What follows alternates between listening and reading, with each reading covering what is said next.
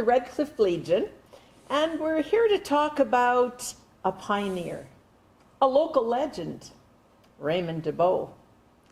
And with me here is his grandson, who lives on the ranch with his wife, Leanne, and with his 2 children. Thanks, Jen, for having me. I'm glad to be here to talk about my granddad. I spent a lot of time with him growing up on the ranch. When did your grandpa start the ranch? It was around 1905 is when they moved, or homesteaded at the ranch where we're at now. He was there until my dad took over. It was in his mid-70s, and then when he passed away in 2004, then I took it over.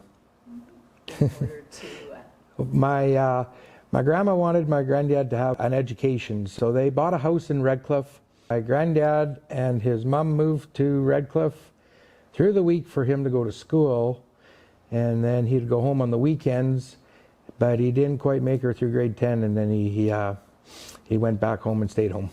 They run horses at that time because of they could run horses easier than cattle. They could pasture them through the winter. In the summertime, they would trail them from around the Suffield area back down to the river for water, then back up. That was kind of a daily thing. I remember him saying that. And then the reason they had horses was at that time they used lots of horses. Horses were used every day. They sold quite a few. I remember him telling me stories about selling horses to Ontario. Teams of horses that would go down, and then they would use them to log in Ontario, and but he said there was quite a difference from the flat plains to the tree area. They sometimes was a little pretty western. They used to trail them into Medicine Hat. They would cross Findlay Bridge to the stockyards, which was down below Cholton Hill, and then from there they would load them on train cars and haul them on trains out east. Between 50 and 100, I would say, roughly, that they would send at a time. They used to farm a lot. He said that they used to have a 40 horse barn, and every morning there was 20 teams left the barn, and they farmed around 2,000 acres with horses. And then they always had a broke horse and a horse that was in training on the same team, so that's how they trained a lot of the horses. In the 30s, then when tractors and everything come in, there wasn't such a demand for horses, so he started to buy some cows, and he bought some Hereford cows, and we still run Hereford cows today. It was in the 30s when he started with his ponies, and a lot of times they would trade the ponies, not for money, but for like flour or sugar or different things from different families that they would like to have a pony for their kids. He had quite a little herd. He would bring them to Redcliffe in the summertime, and he would take them to the old rodeo grounds, and then the kids at Redcliffe would come and get the ponies. Each kid had to have a note from their parents that they could have a pony for the summer, and then they would break them over the summer, and then he would sell them after they got them back home in the fall, and he could guarantee them because they were town broke, they were bike broke, they were everything. They were really quiet.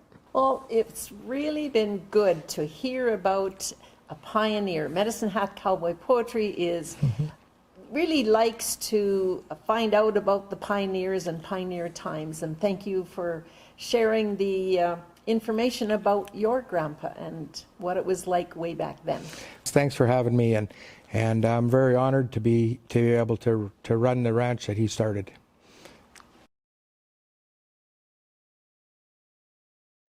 Mistakes can turn to blessings.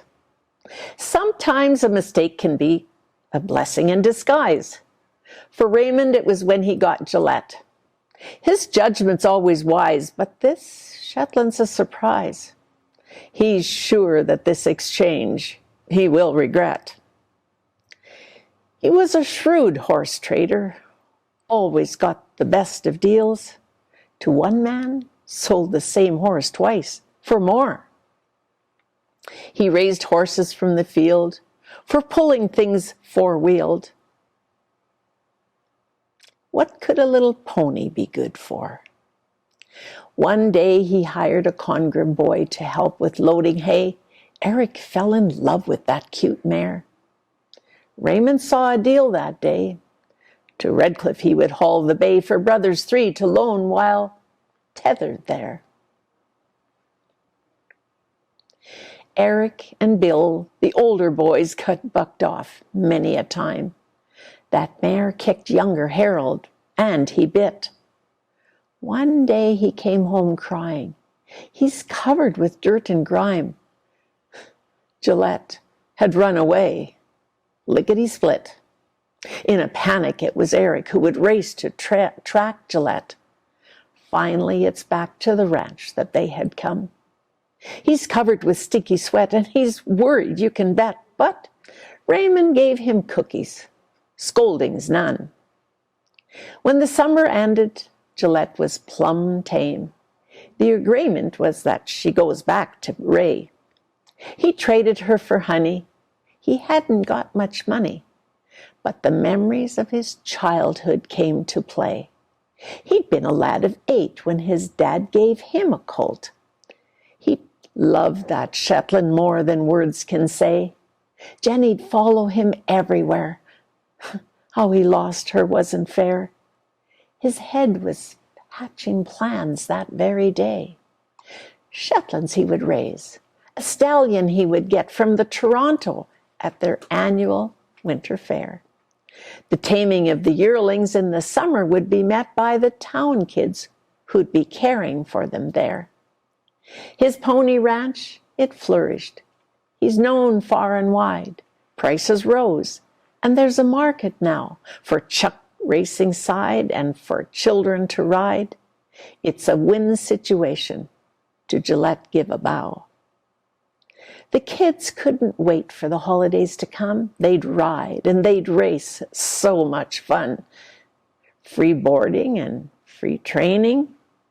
It's a first-rate deal. A blessing in disguise for everyone.